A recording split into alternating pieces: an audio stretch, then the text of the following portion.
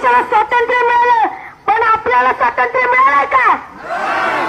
अरे आमचं पाणी नाही, आमचा जंगल नाही, आता आमची जमीन पण घ्यायला निघालं ते.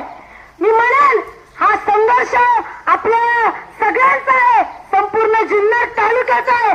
समस्त जुन्नर तालुका, सर्व समाज बांधव आज इथे आपल्या तालुक्याला वाचवायला इथे उभे राहिलेले आहेत.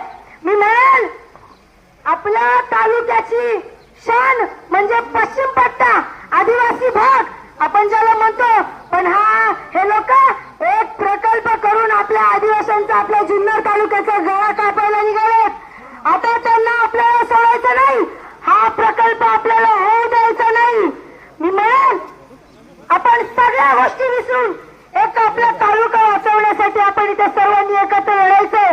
ही लढाई आपल्या सगळ्यांची आहे. मी म्हणेन इथे माझ्या माता भगिनी उपस्थित आहेत, सर्व समाज बांधव उपस्थित आहेत, इथे पत्रकार बंधू सुद्धा उपस्थित आहेत. का तर त्यांना सुद्धा ही आपल्या तालुक्याची मानहानी होऊन द्यायची नाही, आपल्या तालुक्याचं नुकसान होऊन द्यायचं नाही. कारण अरे महाराष्ट्र काय अख्ख्या भारत देशातून सुद्धा पर्यटक लोक आपल्या तालुक्यामध्ये फिरायला येतात. ते काय येतात? ते आपला तालुका छत्रपती शिवाजी महाराजांनी घडवला, माझ्या आदिवासी मावांनी रक्ताचं पाणी केलं हा किल्ला वाचवण्यासाठी, हा तालुका वाचवण्यासाठी. आणि आज जर या तालुक्याकडे कोणी वाकड्या नजरेने बघायचं असेल तर आम्ही सर्वजण एकत्र येऊन त्यांना त्यांची वाट दाखवून देणार की नाही? अरे त्यांना त्यांची वाट दाखवून देणार की नाही?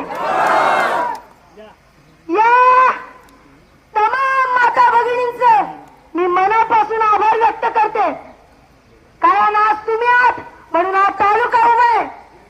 इथे आपल्या तालुक्याचे माझे आमदार तुझा बेनके साहेब सुद्धा आपल्या साठी इथे आलेले आहेत. मगाशी झालं की आपल्याला या मोर्चासाठी गाढवा आणायला लागली. अरे त्याला आपली माणसांची भाषा कळत नाही म्हणून गाढवांशी बोलायचं म्हणून गाढवा आणायला लागली.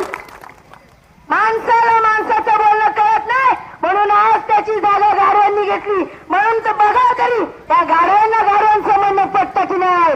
तरी पण आपली गाढव अडवून गेली. पोलीस साहेब आमची विनंती आहे तुम्हाला, आमचं तुम्हाला आयुष्यभर सहकार्य, पण तुम्ही सुद्धा आम्हाला आमच्या संघर्षात सहकार्य केलं पाहिजे, एवढीच आमची विनंती आहे. आम्ही आपला सर्व तालुका एकतर कोणाच्या नादी लागत नाही आणि जो नादी लागतो त्याला कधीच सोडत नाही.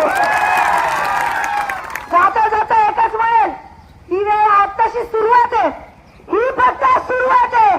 अजून लढाई जिंकायची बाकी आहे, सुनावणी रद्द व्हायची बाकी आहे. जोपर्यंत सुनावणी रद्द होणार नाही तोपर्यंत आपण शांत बसायचं नाही. हा उलगुलान फक्त आदिवासी भागाचा नाही, हा उलगुलान संपूर्ण जुन्नर तालुक्याचा आहे. जोपर्यंत या प्रकल्पाची नामनिशाणी हटत नाही तोपर्यंत आपण शांत बसायचं नाही. मी सर्वांना विनंती करेन, तुम्ही शांततेत सगळ्यांनी ते आपल्या मोर्चाचं पोलिसांचं सहकार्य करून पालन करावं.